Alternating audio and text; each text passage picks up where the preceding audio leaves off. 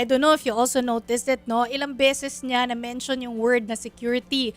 Food security, energy security, Mm, transport security, mm, mm. disaster security, national security. What does this tell us po? Kasi ilang beses po yun. Are we moving away from kanyang parang battle cry ng gobyerno niya na build better more? Ano po yung tingin po ninyo dito? Well, sa isang banda, although latecomer na rin, nire-redefine niya yung yung notion ng security.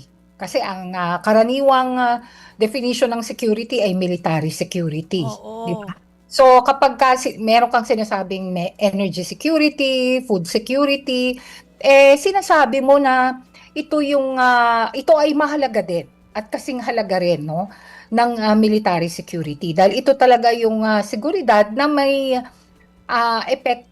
malaking epekto sa mga tao at sa mga susunod na henerasyon.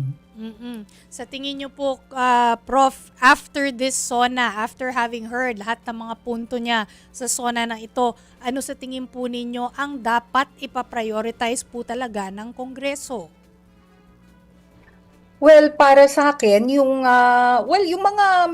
mga na-mention niya, halimbawa, yung patungkol dun sa Reforma sa paggaan tax, sa taxes, no? Yun, systems napakahalaga laws, nun. oo. Mm-mm. Any Alam- others na less obvious po na nakita po ninyo? Um, Meron siyang, sa dami, yung sa Mm. feeding program, Mm. napakahalaga nun.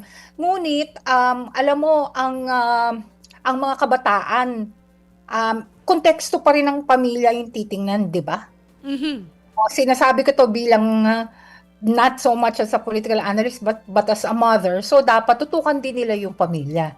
So dapat yung sa pagbubuntis pa lang, nutritious na yung kinakain ng nanay, safe yung pagbubuntis ng nanay, at pag nailuwal yung mga very crucial na mga ilang araw, ilang buwan, no? Dapat natutuntunan yung nutritional needs ng mga sanggol.